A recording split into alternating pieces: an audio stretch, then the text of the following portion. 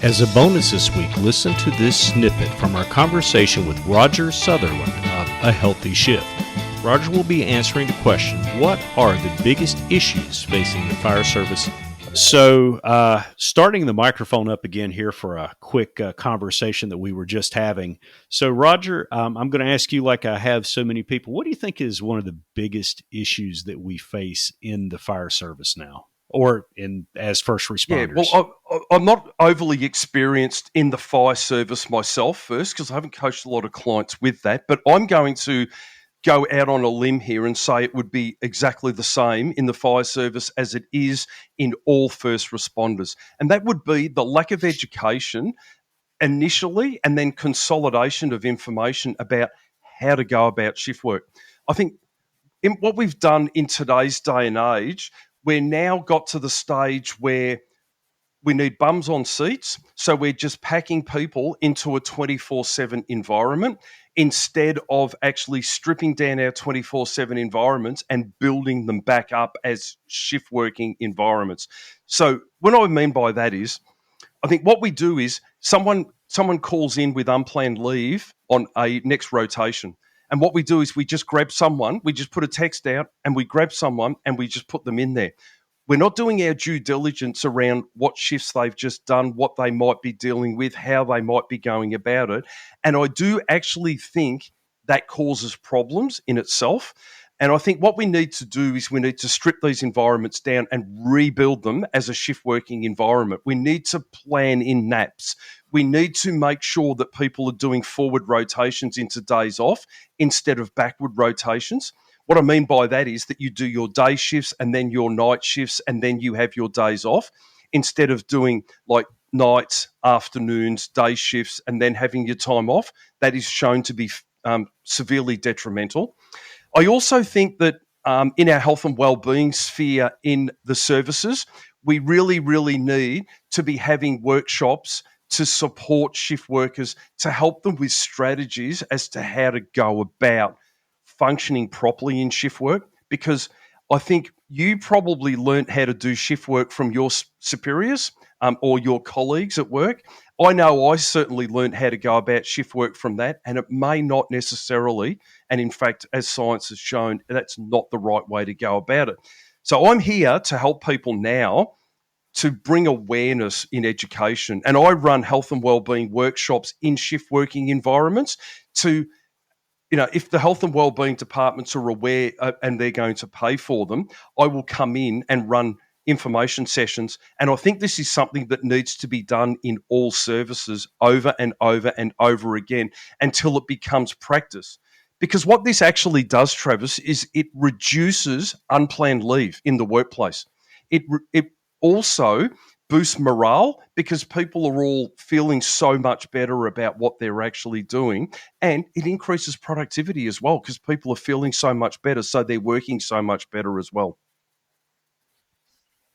So when you talk about education to the first responders, whether it be fire, police, whatever, do you think it could be possibly a leadership type of issue where maybe the chiefs or the captains have not thought far enough ahead to realize, hey, maybe we should teach these new guys a little healthier way about how to do it instead of being thrown in the deep end of the pool That like I is was? absolutely the issue today. And don't get me wrong, I don't blame leaders because the leaders, when I say I don't blame leaders, to be a leader, you're building leaders. So you're building people. So what you need to be doing is you need to be actually educating the people under you because let's be honest, your captains or your chiefs in your fire areas are people who need people to make them look good.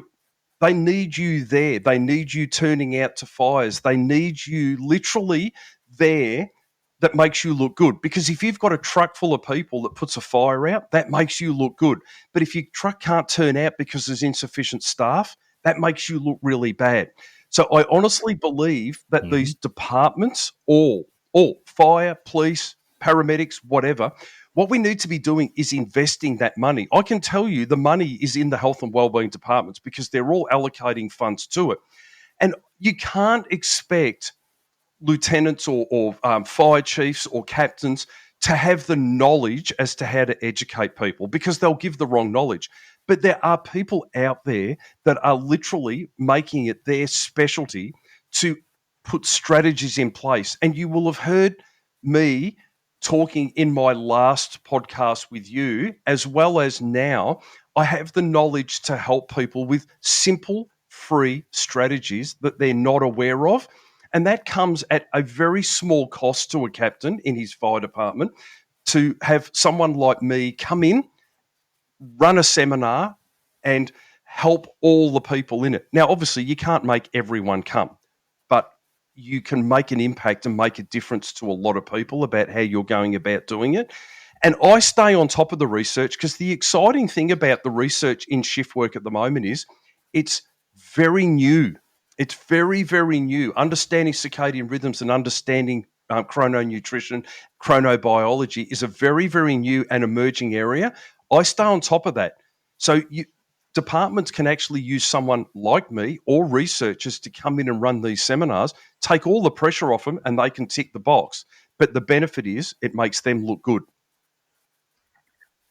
And, a lot of that goes back to, for example, with the North Carolina Firefighter Cancer Alliance with us, when we started doing it, people didn't listen.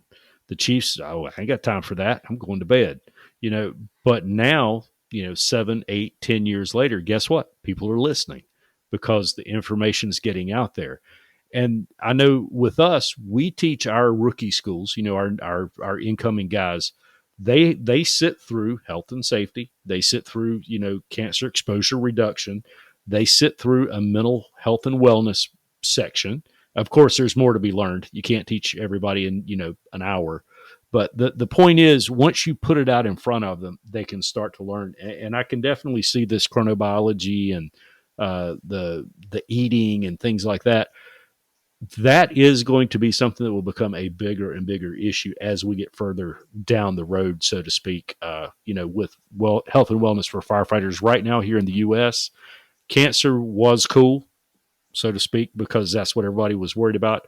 Now it's, mental health, and the fire service, we're very reactive. We're not very proactive. So it won't be long, I think, before we start seeing a push toward, these topics that we've talked about today. But I appreciate you taking the time to talk about that a little bit, Roger. But like I said, I thought it was good enough of a conversation. We should hit the record button again. So we'll talk to you. Thank you so much. You have been listening to All Clear. All Clear is presented by the North Carolina Firefighter Cancer Alliance and the First Responders Peer Support Network. This program is hosted and produced by Travis McGaha and Eric Stevenson.